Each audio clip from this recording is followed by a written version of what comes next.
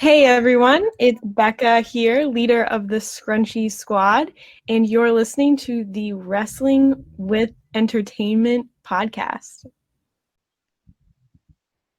What's going on, everybody? This is SoCal's resident redneck, the backwoods brawler Hunter Freeman, and you are listening to Wrestling with Entertainment. Hey, this is the girl on fire, Jessie Nolan, and you're listening to Wrestling with Entertainment. Hey, this is the girl on fire, Jessie Nolan, and you're listening to Wrestling with Entertainment. Hello, and welcome to the show. It's Wrestling with Entertainment, bringing you the latest exclusive breaking news, previewing and reviewing the latest shows from WWE, AEW, New Japan, and interviewing all your favorite wrestlers every Saturday and Wednesday on YouTube and Castbox. I am your host, James J., alongside Kaliko Yachts. What it do, my people? I got my cups ready because we know what time it is. We know what time it is. Scooter Dust. Remember, there's nothing in life that can't be improved with pizza. And for all those of you complaining about the gathering in Bama last night to celebrate the Tide winning the championship, that was just a family reunion. And it's a great day for wrestling because we are wrestling with the King of Tea, the Tea Time Champion himself, Theo Ivory. Hello, and good morning. And in case you're living under a rock, yes, it is morning in the UK. Good morning, and you're welcome. How are you today, Theo? And what's coming up for you next? Sadly, right now I'm a little under the weather. It's allergy season for me. I'm really not doing too much right now. I'm still waiting for a lot of things to calm down with the pandemic. Right now I'm in a household with 2 children under 2, so can't really take any chances with that. So just using this time to rebuild, get in shape, improve on cardio, and just work on some behind the scenes stuff, if you will. That's awesome. And where can we find you on social media? On Instagram and Twitter, you can find me at _Theo Ivory.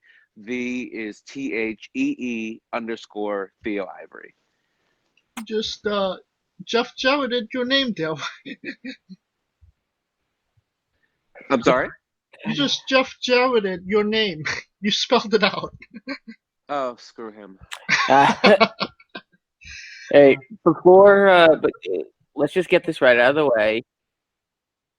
Now, for those of you who don't know, there is an extra surname with Mr. Ivory, and I've been dying to ask this ever since this interview was scheduled. And you may have noticed that my opening quote was in fact a quote from the character with this surname. Now, I thought I recognized that. I was like, that sounds a little familiar. how are you a fan of the MTV show Daria? I am a huge fan. Yes! Huge fan. That's what I'm talking about. I like it. Fuck yeah. When the show came on, I was like 7 or 8. Of course, I didn't really understand anything I was watching. But about like 6 years ago, they released the entire series on DVD, and I was like, yes! Mm-hmm. See, that was my show growing up as a teen because I was a teenager, and I'm dating myself here. God, I'm old. But I just have to. All right, quickly off the top of your head, besides Daria, of course, who was your favorite character? I would probably have to say Mr. DiMartino. Ah! I love it. I love it. All right, back to wrestling. James don't know what the hell's going on. He's like, Daria, what? Like, Oh, I'm sorry. I also didn't answer your question. So my surname Morgendorffer, it's I'm really big on homages. So you'll see it with like a lot of my wrestling moves, some of my mannerisms. So Morgendorffer is, of course, not my official wrestling name. It's kind of like a little funny thing, like a little inside joke. But my cat's last name, actually, my cat's actual name is Quinn Morgendorffer. Ah!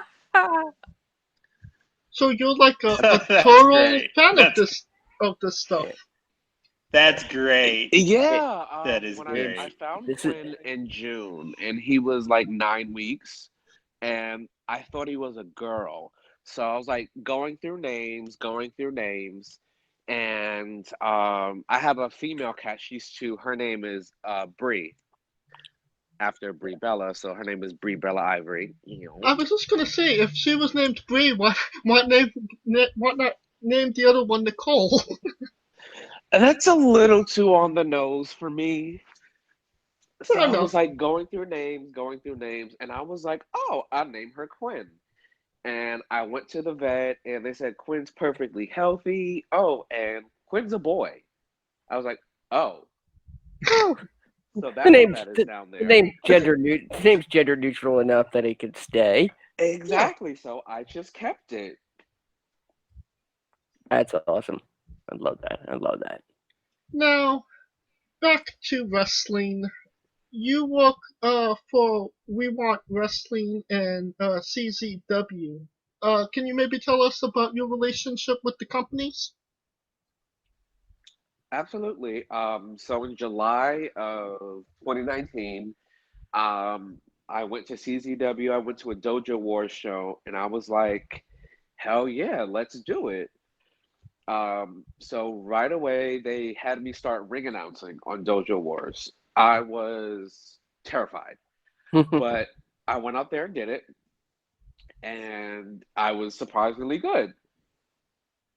So then I had to do ring announcing and commentary simultaneously on Dojo Wars.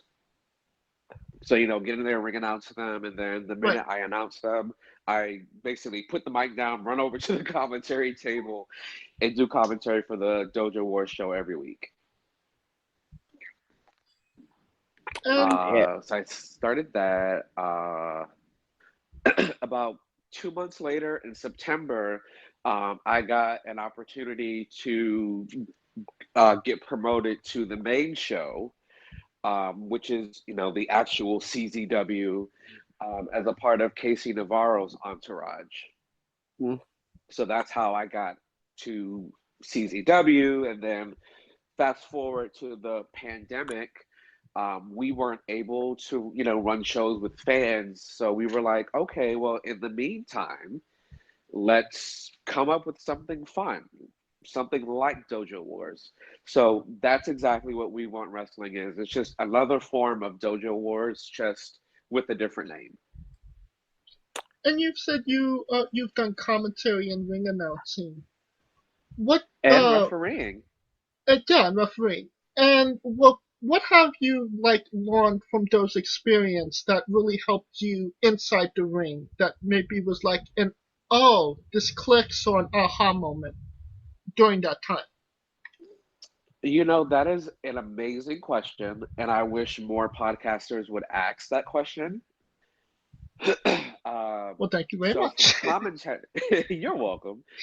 So from the commentary aspect, I did a show, and I went on my first road trip, and I did a show, and there was a match where so many things just weren't going right. But because the 2 people in the ring were my friends outside of the ring, I was like, there's no way in hell I'm going to let them look bad. So on commentary, I found a way to spin it like, oh, this is strategy. And then the way the match ended, it made everything that I said make sense. So just myself as a wrestler, I tell everyone, you really need to thank your commentary team, because the commentary team, they are, I guess you could say, the missing link between you and the fans. Like, you tell the story with the moves and whatever you do in the ring, but the commentary team, they're like the actual translators to the viewers. So it's a vital role. Um, and you also need to communicate with your commentary team. Like, if you want to pull out a new move, go to them and say, "Hey, I'm going to do this move on the show. I want you to tell everyone what it's called. I'm trying to get this move over." Um, so I learned that, and I also learned to kind of let things settle, let things register, because you want the commentary team to be able to tell the story without having to rush to the next thing because you're rushing. So taking my time, I guess you could say. I love that you bring that up because in 2015, before I joined James and Kaliko here on Wrestling with Entertainment, I launched the first ever live streaming alternate commentary podcast called The Remix for Raw, SmackDown, pay-per-view events. Basically, anybody that didn't want to listen to the scripted stuff that the WWE put out, they wanted to hear essentially what was the director's commentary on a DVD version, and been doing that since 2015. James has since joined me as my co-host, and Kaliko as well.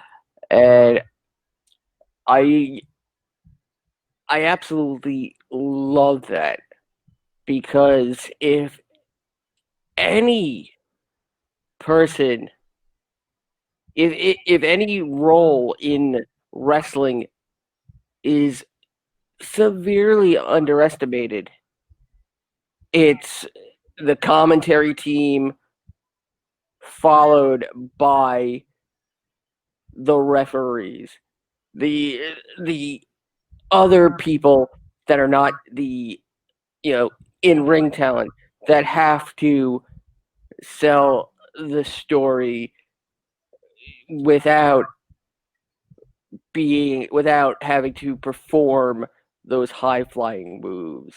They have to sell the story without being seen, essentially. And I just I absolutely love that. That's humble. You don't forget where you come from, and you remember every step you've taken to get where you are, and that's absolutely admirable. Thank you. And just to piggyback on that, what a lot of people forget is, like, for let's take Dojo Wars and We Want Wrestling, for instance. Like, CCW, their stuff is on pay-per-view, but Dojo Wars, We Want Wrestling, that's available on YouTube. So if you have someone who's watching your match for the first time, like, for instance, my family watches my matches. So like, I had a storyline going with We Want Wrestling, and there was, like, I want to say, like, a third match in a series I had with Juan Santiago, and my sister was like, "Why is he kicking your ass?" And unfortunately, we didn't have commentary for that show, but if we did have commentary, the commentary basically tells a story to the viewer. These two have been going at it for months. The intensity is palpable. So they, again, fill in the missing blanks of the story, because the fans, there are people that come to Dojo Wars every single week. There are people that follow it every week on YouTube. But just like with your show, you guys are always trying to grow a new audience. So you have to remember there's people that are going to be watching this for the very first time, and they may not understand what's happening in the ring. And that's why your commentary team is so vital. because they are that missing piece. Absolutely. I really enjoyed both of those answers. Kaliko, you have a question? Yeah, it's more or less not within wrestling, but the one thing I notice is that you always highlight a peer of your peers. Pretty much, you give a spotlight every week for African American wrestlers, and I must say I appreciate that, because the one thing that as far as like minorities on the independent scene, it's very tough out there, you know, and it's good to see you actually uplifting and using your platform to uplift.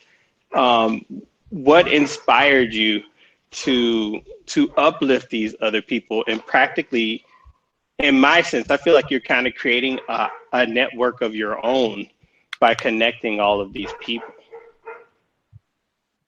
Well, first, I really appreciate that because you took it back. I did that like almost a year ago. So, hey, you did your homework. I like that. But I have to say, it goes back to how I was raised. I come from a really big family where we were raised, you know, no matter what, you always look out for each other.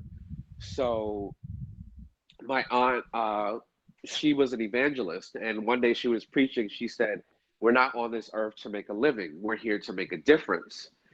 So I always looked at, you know, wrestling over the years, and I'm like, what aren't people doing? I'm like, there's not enough people putting people over.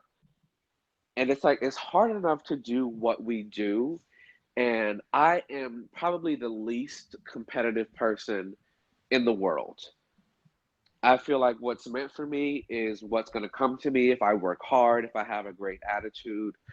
Um, and I, you know, when I retire, when I hang up my boots, I want to be respected. I want to be that guy. I want people to say, you know, Theo always put people over. Theo always, you know, said great things about people.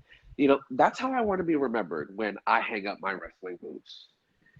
And if we don't put each other over, if you're not the example, then how will people know what to follow? You know, you have to leave wrestling better than the way you found it. So Mil Mascaras is like your worst enemy. I'm sorry, can you say that again? So Mil Mascaras is like your worst enemy. 'Cause no yob, no yob. I know Yob. I know Yob. I'm just gonna stay quiet on that one. Tell us about the Tea Time Championship and how that came to be.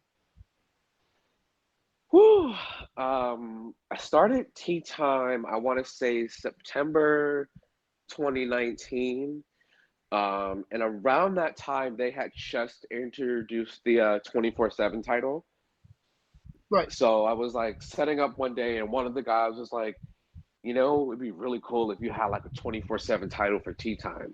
And I was like, that'd be kind of cool. But I was still very green at the time in terms of wrestling. Like, I was still learning the craft, still learning the basics. So I was like, you know, I'm gonna shelve that and I'm gonna revisit it. So fast forward to I think we started We Want Wrestling in July of 2020, and Kurt Bale and Joe Gacy, who just got signed by NXT, they were in charge of everything. So I went to Joe and I said, "Hey Joe, can I have a Tea Time title?" And he said, "Sure." Nate Carter of the Rep, who I love, he's one of the main people I go to for advice. And he said, "Theo, you are someone who can make this work." He said, "You got to make that title matter." He's like, think about, you know, Ted DiBiase and the $1 Million Championship. Like, you got to make that title matter. And I always think about how can I be different. So to this day, and I could be wrong, correct me if I'm wrong, but I don't know anyone on the independent scene who kind of made their own belt.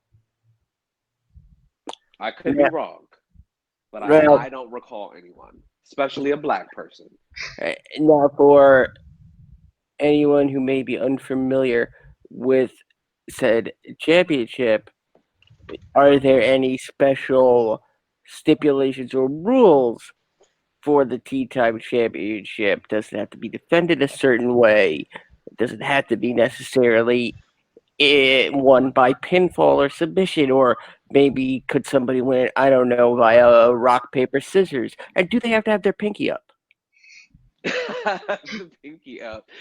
That should be like if you beat me by pinfall, if your pinky's not up, it doesn't count and the title doesn't change hands. That would be I a really concur. good, I love Yes. that. rule. Yes, I that is concur. awesome. We all Awesome rule. The unanimous decision. the gentleman's conduct rule. I only ask because yes, it is the pandemic, and we all need more ways, yeah, to entertain ourselves and to entertain others. And this seems like the absolute perfect thing to do. This perfect platform where you can have a wrestling title and just do whatever you want with it and however you want with it. And then when wrestling really picks back up, you can just take it right back into the wrestling ring. Yeah, so all really good points. So far, I got the belt, I want to say in August. So far I've defended it 3 times. And it was defended in like under standard rules, just like any other championship. But my plan is to over time, like as I evolve my character, because I am gonna become more of like a royal slash regal character, so I'm evolving into that, and I'm going to transition that to the belt as well.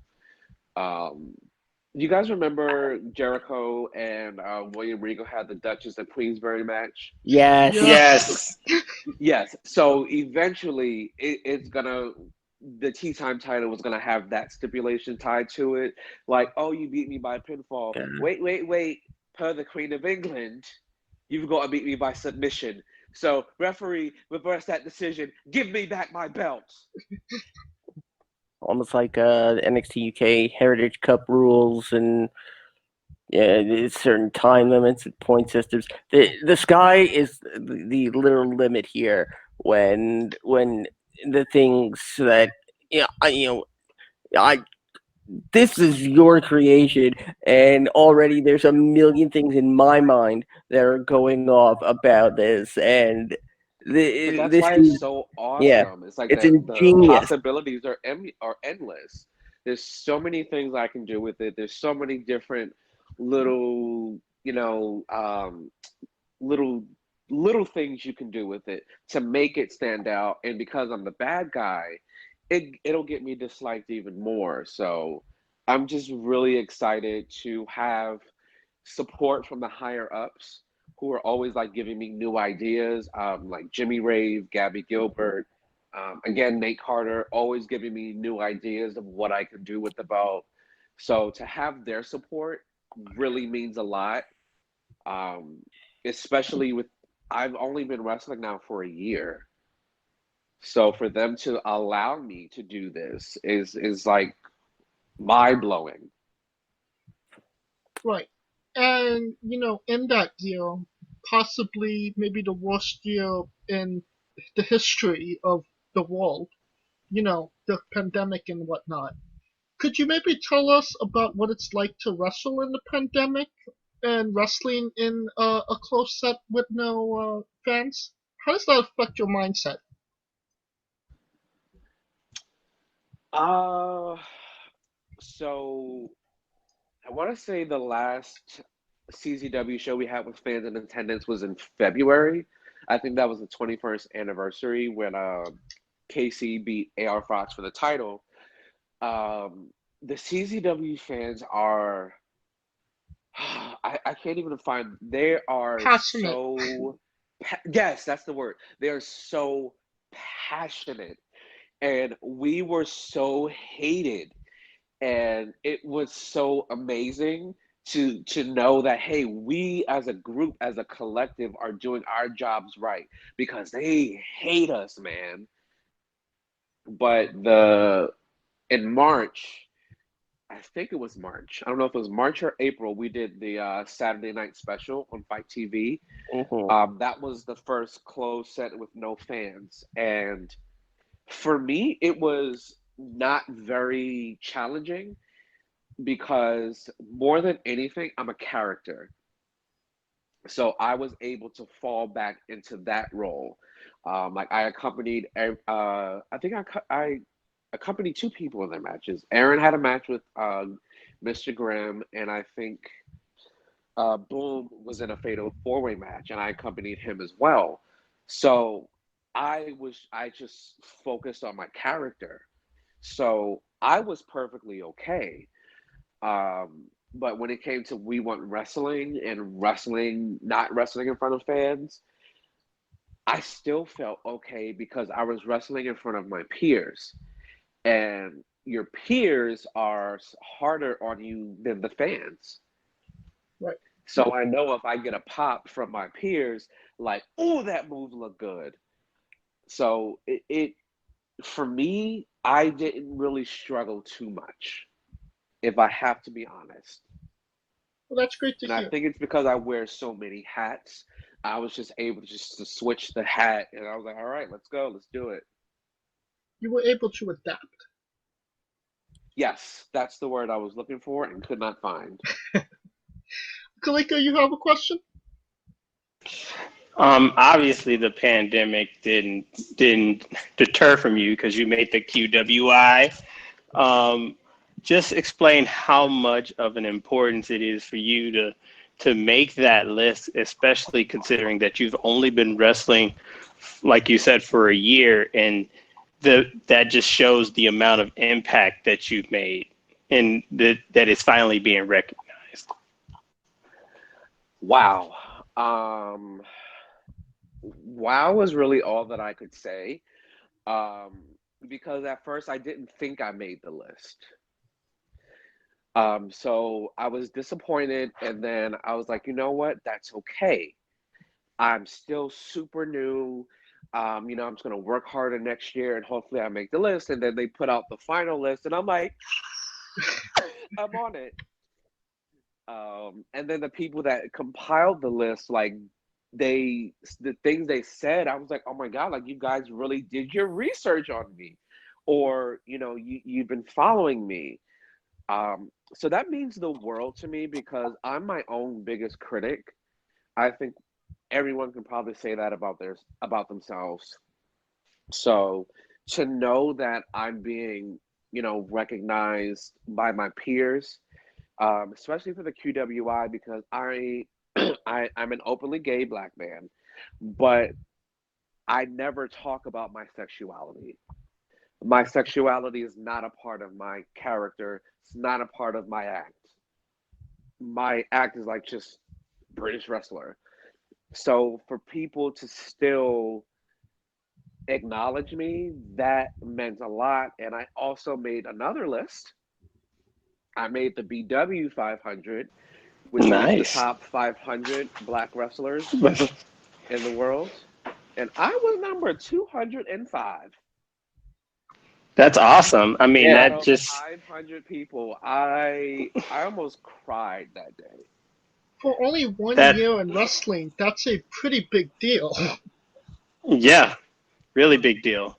And to follow up, because you also have your YouTube show, Tea Time with Theo, which is on YouTube. Y'all should go check it out. Which is in season 2, so that means y'all got to binge watch and catch up. But No, season 2 is done. I'm preparing for season 3. oh heck yeah! So one thing I've noticed with it is like it just shows off also the acting chops that you have. And sometimes I be feeling like I be underdressed, when I come to tea time. So I want to know, what is the proper attire to come to the Theo tea time table? So it's really funny that you say that, because tea time is not, and this is a complete contrast to me, my character, and everything. Tea Time with Theo is not meant to be taken seriously. It's a running gag. So that's why, like, you'll notice each episode is probably like 3-4 minutes, and it usually ends like first season. It always ended with my guest walking off. Yes. So that was the running gag for season 1.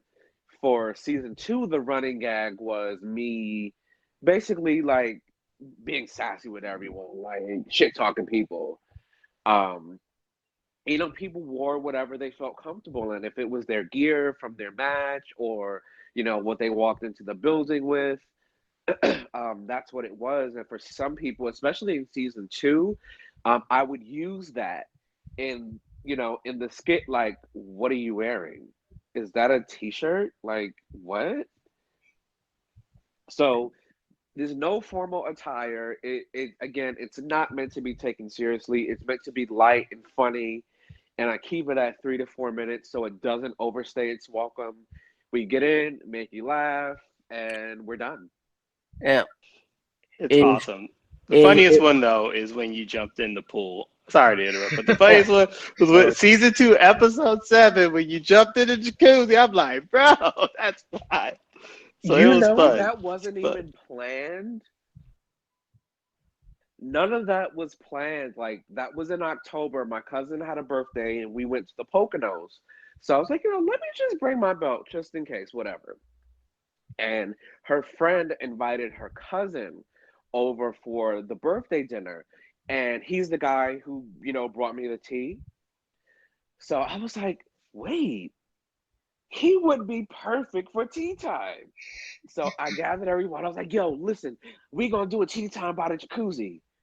And that's how it happened. Well, I guess we could overlook my next question: milk or lemon? Lemon.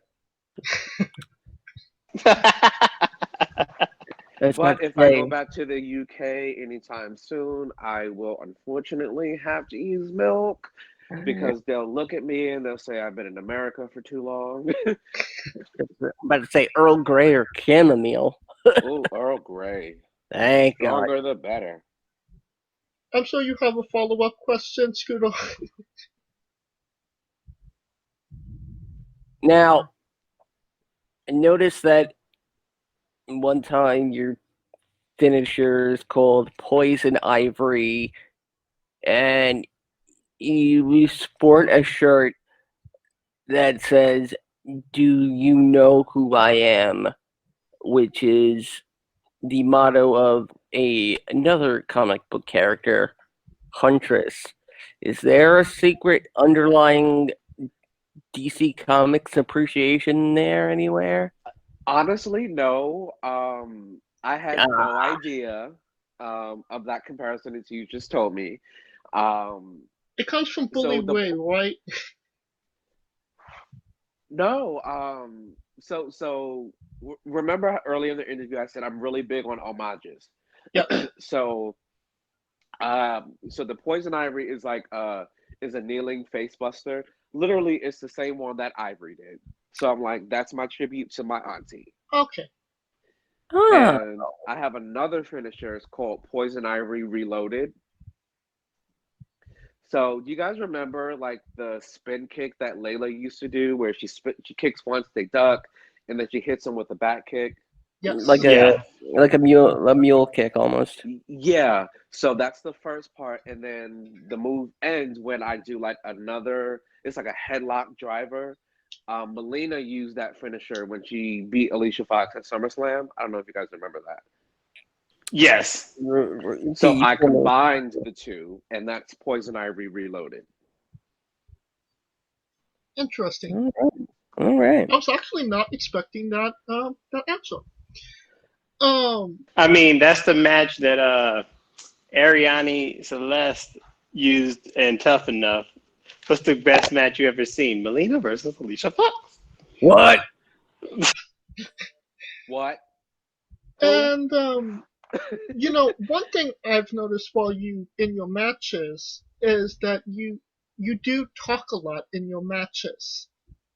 And I haven't like seen somebody like have like a complete conversation and match since Kevin Steen when I was first introduced to him. I don't necessarily think that's something that they teach you in wrestling school. So could you maybe tell us No. how that kind of came about? It came about on Dojo Wars. Um, I had been doing ring announcing and commentary for about 3 months. And then they said, while I was doing that, I was also still going to training 3 times a week. So they're like, all right, Theo, you're ready to get in the ring. We're going to start putting you in matches. And because at the time, I was still very green, still learning, the talking kind of covered a lot of my inexperience. Okay. So, and it also was used to get me heat. But I was told, as time went on and as I improved, that I needed to scale back on the talking just so it's not overdone. Interesting. Because you don't want people to be like, "Shut up and wrestle already." not in like a heel way, but dude, like seriously, like wrestle, come on. So I've balanced it a lot more now. But I don't strive to be the best match on the card. I strive to be the most entertaining match on the card. Because people don't remember moves. Like if you do 130 moves in your 8-minute match, people are probably gonna remember like 2 moves. But they're gonna remember the guy who was talking shit the whole match and got kicked in the face and lost. Everyone's gonna remember that. And I said that as, a compliment because like the first time I saw Kevin Steen was actually in person, alive. And like he had like a whole conversation with the crowd while he was wrestling Tommy Dreamer. And I was like, dude, what is this guy and why is he so over? He's so good. Like he's so good at it. And as big as I am on homages, literally I didn't think about anybody when I did that. It's just I know that talking is one of my strong suits. So I'm like, I know if I'm not the best wrestler at this point, let me inject something into the match that I am really good at. And that is a great way to look at it. And going back to tea time, that's kind of your Piper's pit, so to speak. Yes. How did that come to be? Like, is that something that CCW brings to you? Is that something you bring to them? Is it just something mutual? Because again, That's a they great are question. super entertaining. Thank you. Thank you. It's a really great question. It was entirely my idea. I went to DJ Hyde and I said, "Hey DJ, can I have a backstage segment? I'm thinking of calling it Tea Time with Theo." He approved the idea on the spot, but he said hold off on it. I think it was like a timing thing. Like he just wanted to make sure like the timing was right for the rollout because there were like a lot of other things going on. So I didn't have to wait very long. I had to wait like maybe a few weeks or so. And I got the green light, like, all right, go ahead, Theo, you can do it. And literally that's how it began. I'm always thinking of ways to separate myself from the pack. Everyone on the indies is a wrestler. But how many people on the indies have their own web show that coincides with their character? Not too many. And follow-up question. Who is somebody that you want as a guest that you haven't had on yet? Ooh, that is a great question. If I can have this person as a guest and not have a complete meltdown, crying snot nose, it would have to be Lita. Like, oh God, that would be like a dream come true. I'd probably cry the whole time and blame it on her perfume so I stay in character or something. I don't know. You already got it. You already got it figured out. Scooter, you have a question? I was just say maybe I can put in a call to Amy. Maybe she'll do it. Oh God, I will probably send you like the best Christmas gift ever. Oh, that would absolutely not be necessary. He's Jewish. One You would have Jewish. to. Yeah, I'm Jewish. I would need 8. No, I'm kidding. Where did my questions go? Now, you've also wrestled women as well as men. Yes. Now, do you believe that gender really shouldn't matter as long as there's talent in the ring? Absolutely. And I did a show last week, and I'll give you the same answer that I gave them. For anyone that believes that intergender wrestling is not believable, clearly you've never been to the hood.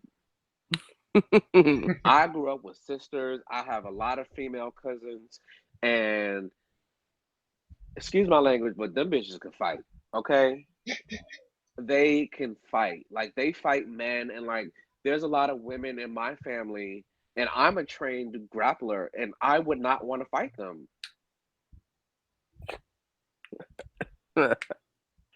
I love it. I love it.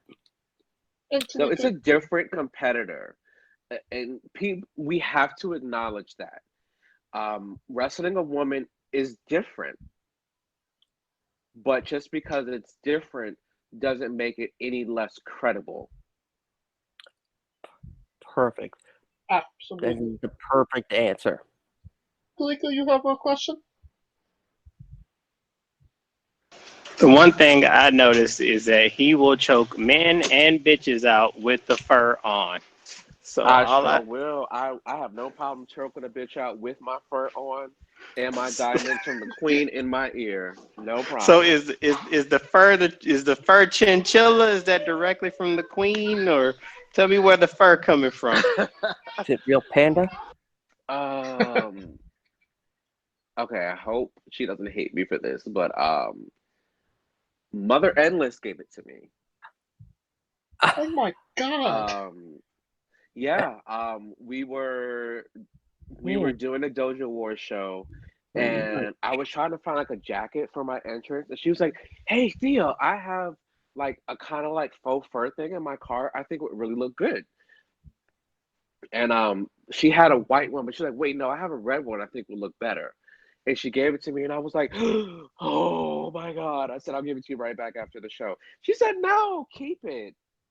I was like, "Oh, she's one of my really good friends outside of wrestling. Like, she is a sweetheart, a sweetheart." And honey, those earrings are $5 from the beauty supply store. See, nothing more disrespectful than getting choked out with a chinchilla on with the fur on. Mm-hmm. You know what? So it's a faux fur that was given to me, and that my earrings that I say are from the queen are from Susie's Beauty Salon in Philadelphia. That were $4.99. You never said which queen. Yeah, you didn't specify. The Queen of England. There you go. That is awesome. I was not expecting that. You know, one of the first matches I saw you have was with Brent Cummings, and you had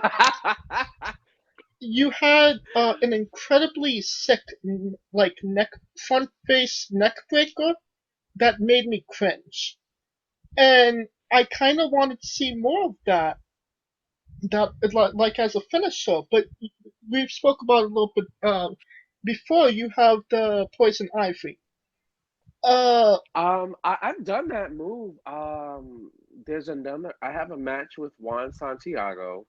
I'm not sure if that's on YouTube. I think it's on my channel. Um, I did that move in that match, and there's also a match. It was Blessed versus um, Dabria X, Nevaeh Chantel, and Karen Bam Bam, and I did that move in that match as well. I mean, hashtag blessed. Hashtag Blessed. There you go. There you go. You Gotta better blame know it on that. Jesus. Well, I gotta say, as a finisher, that looked pretty devastating. How did you come up with that one as a finisher? Um, so first I have to give a lot of props and respect to Brent, excuse me, because in order for any move to look good, the person has to be in position. They have to sell it like a champ. And Oh, he honey, sold it. Brent, He sold it. yes, she did. Brent sold that move like $1,000,000. Everybody in the audience cringed. Um, I never intended on it being a finisher. Because I had so he was actually the last person. No, I actually beat Juan with it in another match, recently as well. But it was never intended to be a finisher. But when I did it to Juan in our first match over the summer, it got a huge pop from the crowd. And credit to Juan for the way that he sold it as well. But it got probably the loudest pop of the whole show. That move, everyone was like, yo, that was sick. So I was like, okay, I'm going to keep that move. I believe the technical term for the move is a swinging fireman's slam, almost like what Ronda Rousey used to do in her finisher before she applied the cross armbar, but from a standing suplex position, which is beyond impressive to go so seamlessly from that position into one other completely different position that requires the body to be literally in an almost opposite angle. That's Yeah. it is again it's innovative. I don't know if there's a better word to describe it. So to be fair, I am not the only person who's done that move. Eve Torres did it. She called it the Heartbreaker. John Morrison does his own version of it. I forgot what he called it. It's not Starship Pain. He called it something else. Moonlight Drive. Moonlight Drive. That's what it is. So John Morrison has his own version of it, but he does it from like his neck. His arm is like underneath the neck versus on top of the neck. Right. The thing with Morrison though is that those are really more corkscrew neck breakers. That's what it is. That's the name of it. It's a spinning corkscrew neck breaker. Bam. See, yours. You see how we talk that out? Yeah, I would go beyond that. I would call that a step beyond a neck breaker, because if you really look at it, the entire body is coming down in the move. True. It's kind of like how Randy Orton leaps doing the RKO where Diamond Dallas Page just drops him. Honestly, I think what, like with Orton, I think what makes any move more impactful is when you add theatrics to it. Yes. So like Orton does, like, he leaps into the RKO, and I always do like a little yell before it. So again, like the little theatrics just makes it seem bigger than it actually is. And if you ever name it, you got to call it the Morgendorffer, and then end it as you come up and be like, "You just got Morgendorfed." No, that's terrible. That's absolutely terrible. No, I like that name, but I think someone on Twitter already gave it a name. I think it's called the Spot of Tea. I think that's what it's called. I don't even know what my own movie is called. It's so bad. I was gonna call it the tea breaker. I like that too. You see what happens? Like so many people have so many great ideas. I'm like, you know what? You guys just call it whatever you want to call it, okay? Maybe time for a Twitter poll. The Teapot Dome scandal. No, that wouldn't work. T-shot. Ooh, I like the T-shot. The kettle caller. I like that too. You see, this herein lies the struggle. You just have to have more. You just have to learn new moves and name them all these names. That's what I'm saying. I'm like, all right, so we got a name. All right, let's put that name with that move. We're gonna put that on there. I know, like a crumpet cracker. Yeah, I was thinking. Oh my God, it's something related to like the crumpet clutch. Well, I can't say crumpet cracker because I don't want people thinking I'm being racist. Oh my! I mean, it's a move. I mean, and it's British. But I do need a move with the name Crumpet in it. I really do. Crumpet Crusher. I was just about to say that, or like the Crumpet Crush. Yeah, the Crumpet Clutch. Oh, there you go, Crumpet Clutch. Ooh, okay. I think I'm gonna name my figure 4 neck lock that move, the Crumpet Clutch. See, I'll be sure to send your residual check in the mail for that. This turned into more of a workshop than an interview. Do you see what happens? This is what happens when you get great minds on the phone. It only works if he's buying it. So that's all that matters.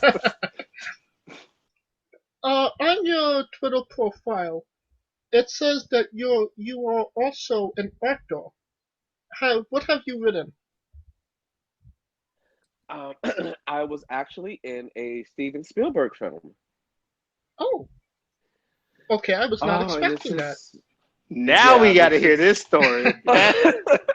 This is so bittersweet, but I'll give you guys the exclusive. No one else has ever heard this story, so you guys are the first. Ooh. So I was at Virginia State University. I was in my junior year, and he was doing a casting call for the movie he was doing on Abraham Lincoln. Lincoln. Day-Lewis. Yep, Daniel Day-Lewis. Oh my God, I saw him like on set. It was scary how much he looked like him. I drink your milkshake. Like, it was so scary. Oh, I'm sorry. Getting off track. So at the time I had braids. And I think I was like on my way to get my hair braided. So I had my hair in a ponytail. Went to the casting call, answered some questions, did like a little test screen. They were like, okay, you're perfect. I said, but what about my hair? They said, oh no, that's fine. We'll just put a hat on. You're gonna be wearing a hat. You're gonna be a soldier. So I was like, okay, no problem. Fast forward a few weeks, I have to go to hair and makeup. Hair, makeup, and wardrobe to get fitted for what I was gonna be wearing for the film. And that day fell on my 21st birthday. So I go to wardrobe, I get fitted for everything. I've got my wardrobe, and then they say, okay, we need you to go to hair and makeup. So I go to hair and makeup, and don't take this one kind of way, but I had these two sweet little white ladies, in my hair. And one of them was like, oh no, honey, we're gonna have to cut this off.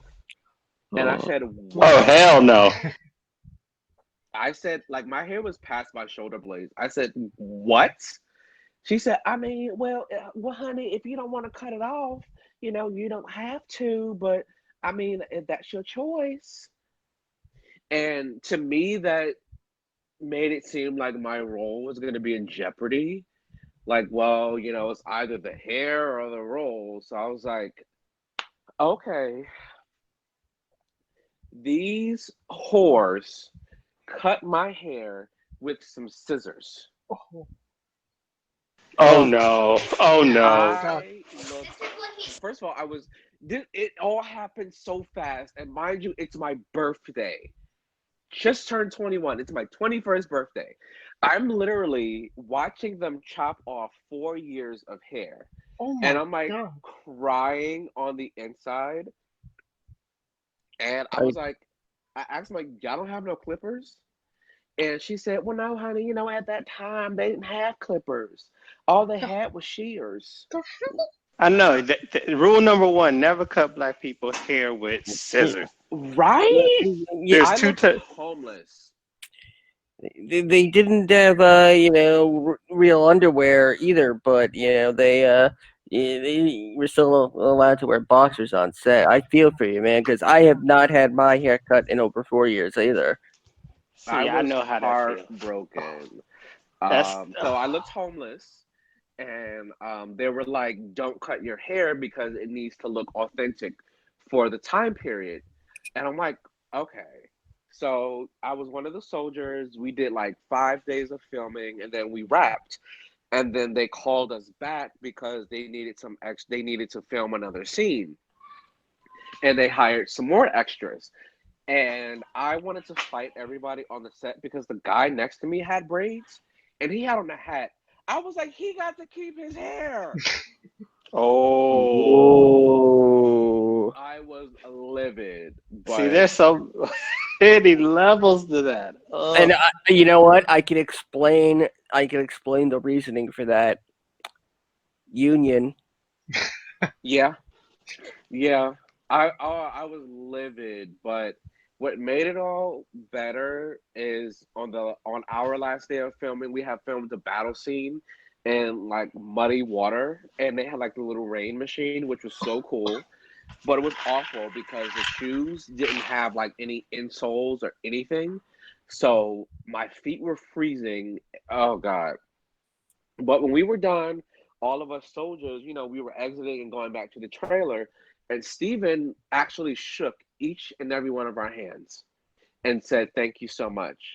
And we were covered in mud. And this is like a billionaire who didn't care that we were filthy and muddy. He shook each and every one of our hands and said, thank you so much.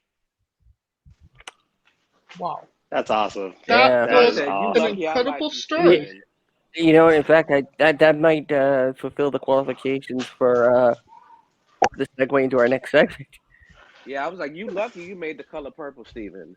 Cause Oh yeah, he better be lucky. Yeah, he lucky. He got Oprah cred. That's what it was. See, we learned some lessons. There's two Americans. He's an awesome guy though. He's awesome, so humble, awesome guy to work with. No complaints at all. Now, And they fed us well. And two Americans with the haircuts, man. Two Americans with the haircuts. There's two separate sections. now you are the king of tea time. So how do you take your tea? I take my tea black with lemon and honey. That's actually pretty I good. don't do sugar. I try to stay away from sugar as much as I can. So like with my coffee and my tea, I don't put sugar in it. I just use like a flavored creamer, which has sugar in it, but you know, it's not as much. You drink bubble tea or boba, anything like that? I have. It was interesting. I'm a very picky eater and drinker. So if something is just a little to me, I'm like, hard pass. I'm gonna keep my coins. You know, I'm a big tea drinker, and I prefer my tea to have orange and strawberry in it. That is just delicious. Yeah, black tea with strawberry flavoring is actually pretty good. Oh no, not That sounds flavoring. kind of exotic. Not flavoring. Actual strawberries in the tea. Yeah. Well, yeah, with there's a place by me that made a black tea that was actually, you didn't need anything to put anything in it because it was so naturally sweet tasting on its own. It was just That does sound pretty good. And what about pineapple? No, that See, I'm brings us not a tea guy. I'm more the music with the tea though. What do you listen to? What do you listen to with the tea? Because there's a big difference between listening to, classical music and Nicki Minaj with tea. Do you spill the tea while drinking the tea, so to speak? I feel like he's a Okay. city's girl type of person. Act up, you're gonna get slapped up. It was so funny because I'm from Miami, but we're gonna keep that. Shh.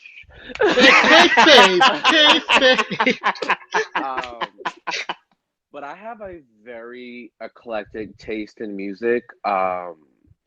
Like today, I was like listening to Tony Braxton. Yesterday, I was listening to Tori Amos. I listen to like all kinds of music. I was also listening to Vanessa Carlton today. Probably one of my all-time favorite artists, like ever. Sweet. But I will say this, just to set the record straight, I do not engage in the spilling of any tea. That's not my thing. It's blasphemy for a British person, right? Actually, well, no, because the British media is horrific. Like, horrific. Probably worse than the American media. But when I first started my show, there was a few suggestions like, oh, you should do like, like spilling the tea. And I'm like, I'm sorry. I don't want to sit up and talk about people. That's not my thing. I'm like, if that's your judge, I'm going to pray for you, but y'all do that over there. Because I don't want anybody talking about me in a negative light. Right. So I'm not going to do that to other people. Now, a follow-up to the tea question. Pineapple on pizza. What's your stance? Oh, no, God. Not a fan? No. Only thing that goes on pizza is ranch. Yeah. That's exactly that's a combination my wife loves. Pizza and ranch. See, your wife, smart lady. Yeah, see, that's the thing. Like, it's a great combination. It's a tasty freaking combination. I think I've had ranch on pizza before. It's so good. See, my wife doesn't put it on; she dips it in. And I do both. I think there's a certain distinction that's between something I need to dipping try it and next putting it time. on. But you know what I will do? I will try pineapple on pizza, and I'll probably post like a little video of me trying it out for the first time.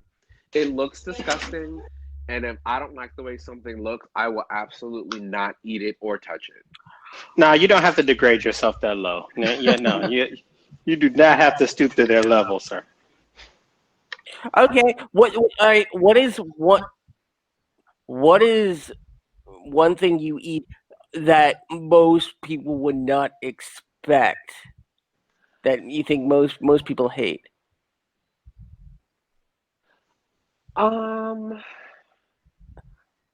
wouldn't say most people hate, because I don't eat anything really like out of the ordinary.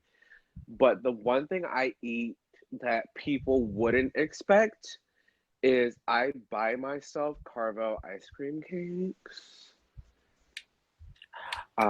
Not saying that very loud because sometimes I'm a little ashamed. Fudge is a whale. Cookie puss. I literally will eat an entire Carvel ice cream cake by myself. Okay. If you put up a video of eating pineapple on pizza, I will post a complimentary video of me eating a entire Carvel ice cream cake. No, I don't do it in one sitting. I do. Maybe over the course of 2 days, I would say. Oh, believe me. And it's not the big one, not the big sheet cake. It's like the little circle one. Mm-hmm. But believe me, my stomach is a never-ending pit. So I feel very sorry for your toilet afterwards. Oof. That thing will tear you up. Explosive. And it is once a time Once again, time for that segment we all love. Theo Ivory's Bizarre Adventure. You are a professional wrestler that goes up and down the roads, and berserk and good things are bound to happen. Could you maybe tell us a weird or bizarre road story?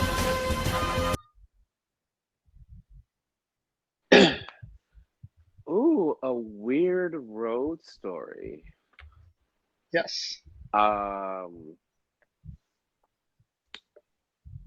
Weird road story. Weird, bizarre, funny, out of the ordinary. I have a memorable one. Can I share that? Oh, absolutely. Because I don't have any. Thank God, I don't have any bad road stories. So the road trip that I did, well, wow, right now it's a year ago, end of last January. I drove to Georgia and Alabama with Jimmy Rave and Gabby Gilbert. This was directly after a Dojo War show. So, mind you, I worked that day a full 9 hours, had to drive to Jersey, do Dojo Wars, and then we got in the car and drove from New Jersey all the way to Georgia. And I'm like, oh my God, I'm going to be so tired. I'm going to be so tired. I'm going to sleep the whole ride. Me and Gabby were listening to true crime podcasts the whole time. And I'm like, Gabby, what happened? What happened? And she's like, we don't know. And it was just so cool because I wasn't, she said like, hey Theo, do you want to listen to these podcasts? Like I always listen to it on the road. And I was like, I'm not really sure, but I was so engrossed in it. Like they were so good and they're all unresolved. So it's like, you get so into it, like you keep waiting for it, like, oh, keep going. This is so good. It's so good. And then it's the end of the episode. And you're like, well, bitch, did they catch the killer? And she's like, no. You go down that rabbit hole. Yeah. That same trip, I want to say the day before we finished everything, so many of us had gotten sick. I think this is like right. Remember how they said like a lot of people had COVID and probably didn't even know it? Yeah. Yeah, my son had it at the end of 2019 and beat it before it became a pandemic. So yeah. So I think we all had COVID because when I found out like what the treatment plan is, it's like amoxicillin and like 2 other things. I'm like, when I went to the ER, when I got back from that trip, that's what they gave me. I'm like, did I have COVID? But we had all of us had gotten like really sick. But like the night before, like we had all fallen ill. You guys know Casey Catal, I'm sure. Yeah. Yes. Casey and I, we were like outside. I had bought 2 bottles of wine from the gas station, and Casey and I sat outside till like 4 o'clock in the morning on a hotel bench, just drinking 2 bottles of wine and just shooting the shit. And it's one of my most, I guess you could say, heartwarming wrestling memories because everyone says the friendships that you form in wrestling are like unlike any other. And like that was the day that like really forged our friendship. And I'm just like really grateful for that entire road experience because, you're used to so many people coming to our shows up north, but now we're in their territory, where we're the outsiders and, just everyone makes you feel welcome. And that was the first time I had ever been to Alabama. And I'm like, Roll Tide. Boiled. That's where my wife is from. I'm like, boiled peanuts are a thing. Yep. Oh yeah. And they would put it in Coke. Like they would put Yep. peanuts in Coke too. Yeah, It was it's so weird, and I had to do commentary that night, and I was so sick. But it was a great experience. It was everything about it was just so weird because I'm like, is a deer gonna jump out? Like so many places we were driving through, we didn't get service, and mind you, we're listening to like all this true crime stuff. So I'm like, what if there's like a killer in the woods and we don't have any damn service? Now, I'm a little bit more interested in what was going on with Jimmy Rabe in all this because not a lot of people know this, but Jimmy has reached out to a lot of people actually. Me personally, to help with his recent medical issues. This wasn't having any like effect on him because when he reached out for help, this was March of 2020. So I'm curious. When exactly was this road trip? This road trip was January 31st. No, we left January 30th. The first show was January 1st. I'm sorry, the first show was January 31st. That was a Friday. The second show was February 1st, which was a Saturday, and we left on February 2nd, which was the Sunday. Okay, so this would be almost right before Jimmy started to have this unfortunate. Okay, all right. And where do you see yourself in 5 years? Whew.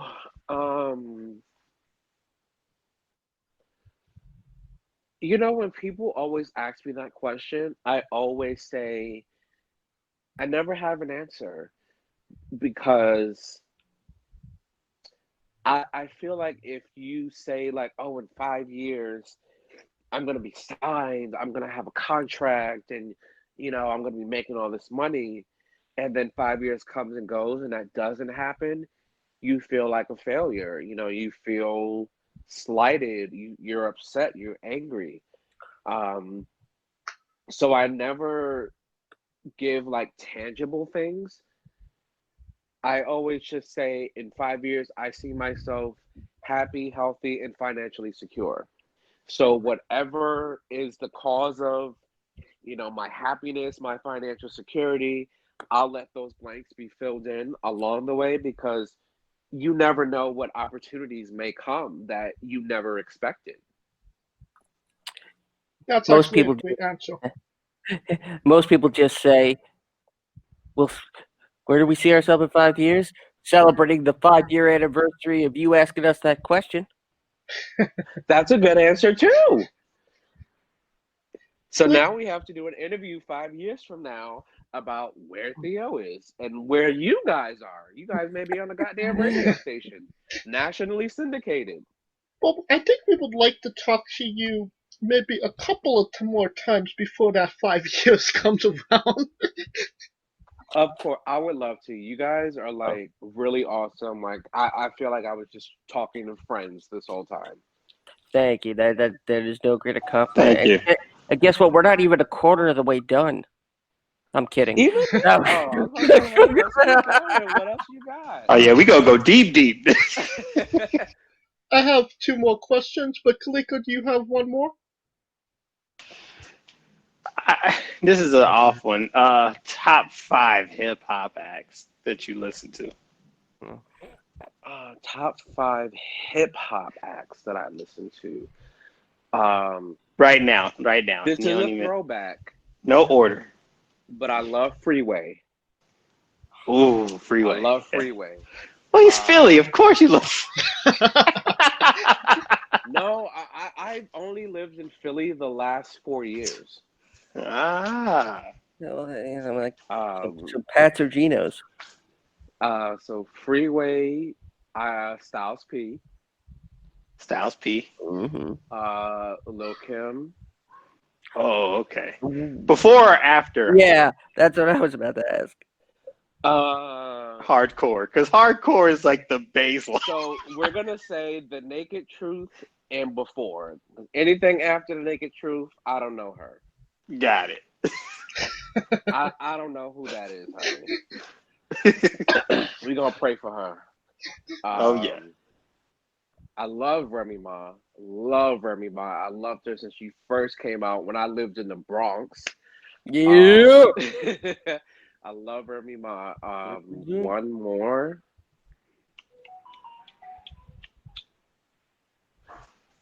Ooh.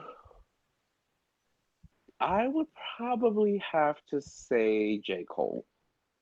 Oh, see, some new and old. That's a solid list, I must say. Remy Ma is underrated, though. I give you that. Very. She's very underrated. Very. Because she had a song with Neo. She don't talk about her coochie. That's why she's not as big as she, every other female rapper. That's true. That's why she came out of the better side of that feud with Nicki Minaj. Oh yeah. The Ether. Oh God. Yeah. And Ooh. what is a match people should go out of their way to see that best shows off what Theo Ivory is all about?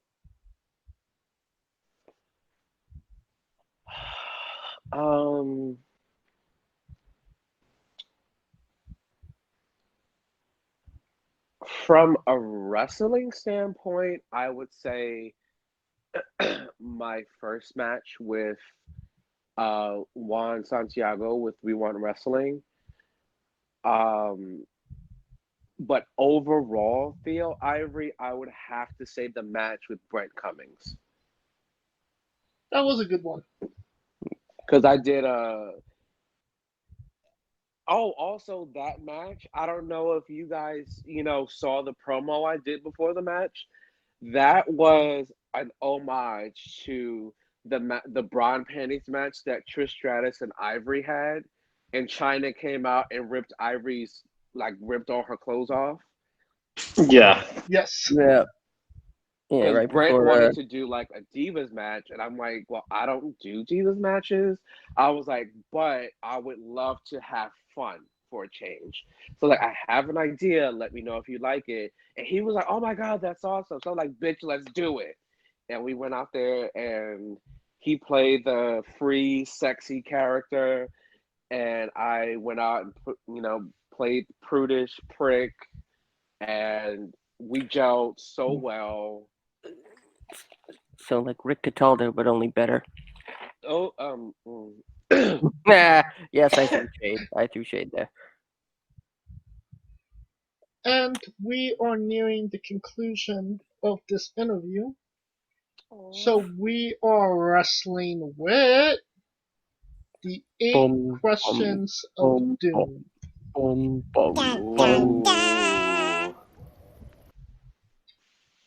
This is a rapid fire scenario. I'm going to list off the questions and you answer them however you see fit. Are you ready, Theo? I am ready. Excluding yourself, greatest wrestler of all time. Kurt Angle. Worst wrestler of all time. Nice. Worst? Oh God. I can't answer that. Once again, we've hit that roadblock. Nobody wants to admit anybody is bad.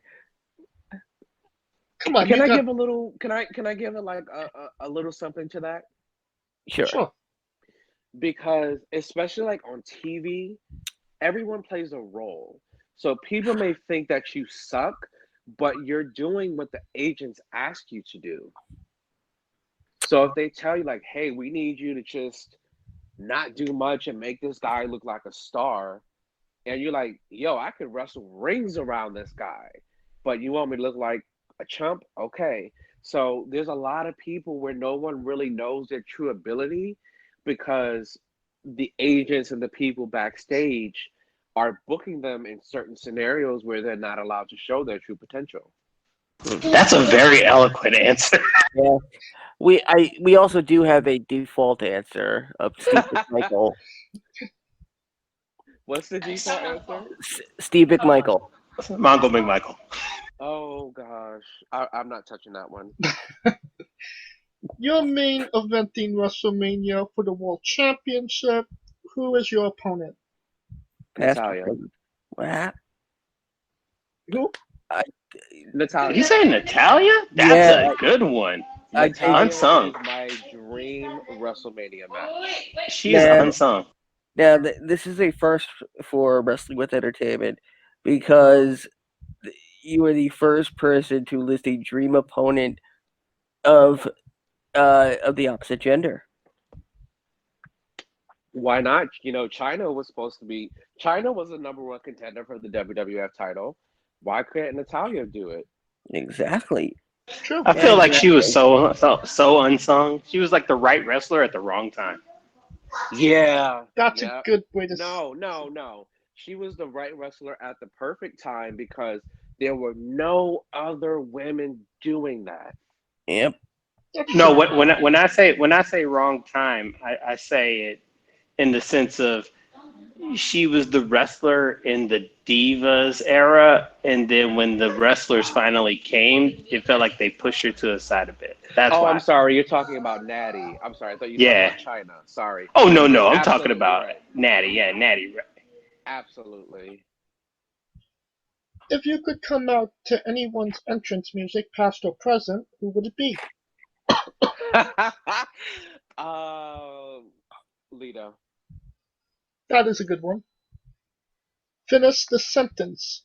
Kayfabe is dead. I mean, yeah. We kind of thought we were getting a British guy on this interview. James did. Kaliko and I didn't. No.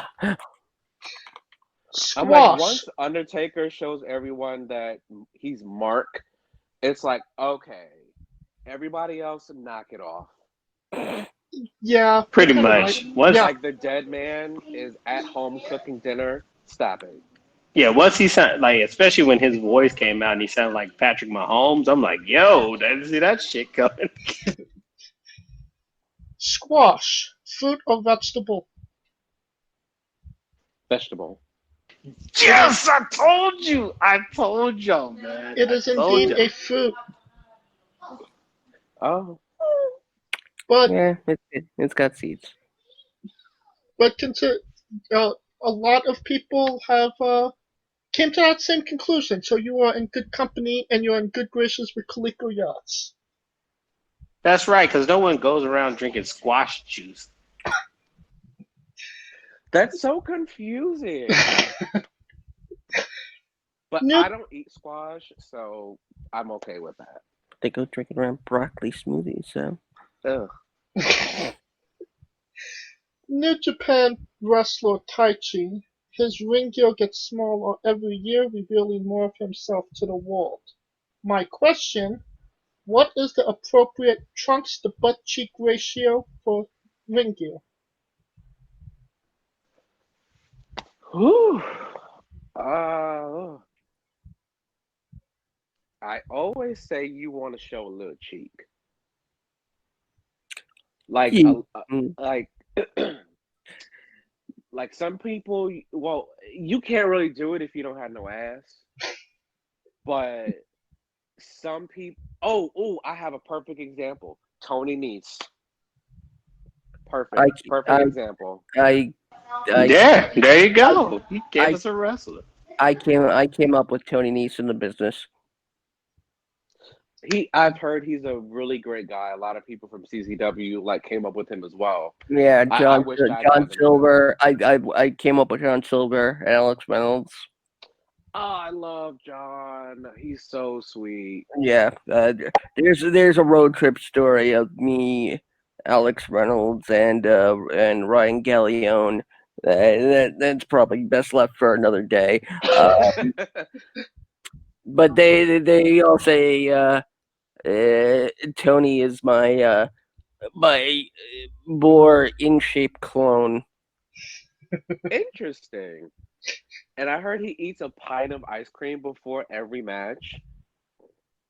I'm like, that couldn't be Really? me because I would be Really? farting With in that that. physique? No. No, Listen, I would be farting all over that ring, so it could not be me. And the last question, the main event, the question everybody wants to know. Have you ever had a conversation with a complete stranger in a supermarket about Darby Allin? No. And that is the correct answer. You cheeky bugger. And that will conclude this interview. Thank you so much, Theo, for coming on. And where can we find you on social media once again? Thank you. You guys are so awesome. I really enjoyed this whole experience. Like, you guys are a great team. Let me say that. And thank you. The pleasure is all ours.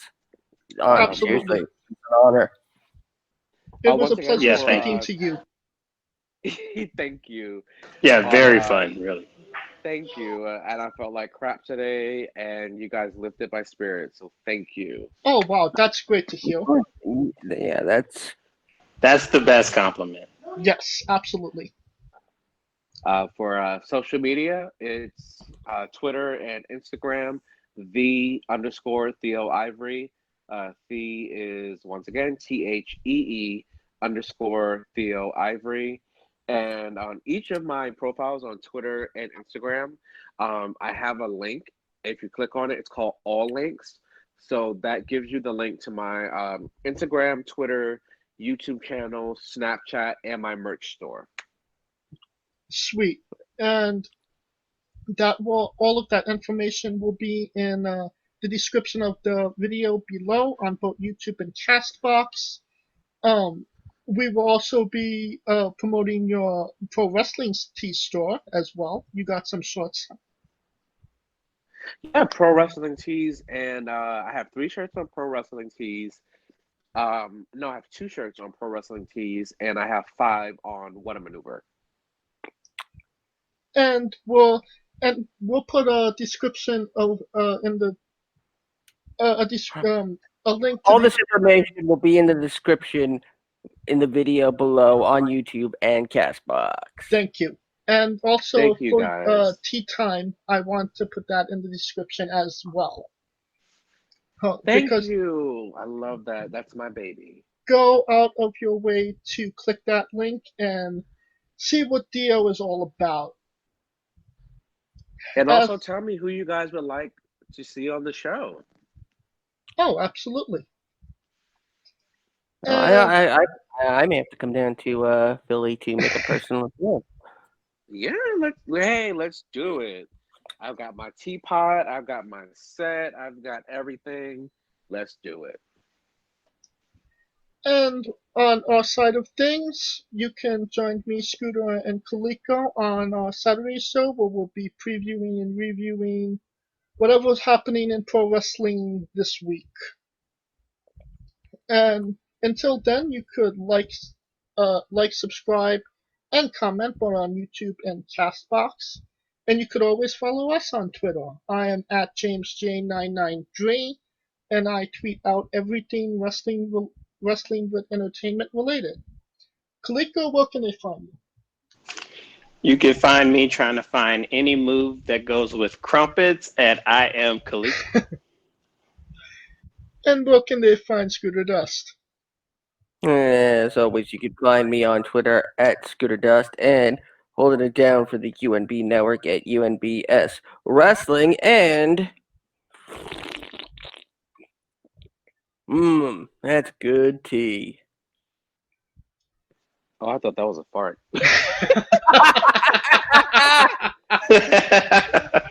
Good night, everybody. And that's it.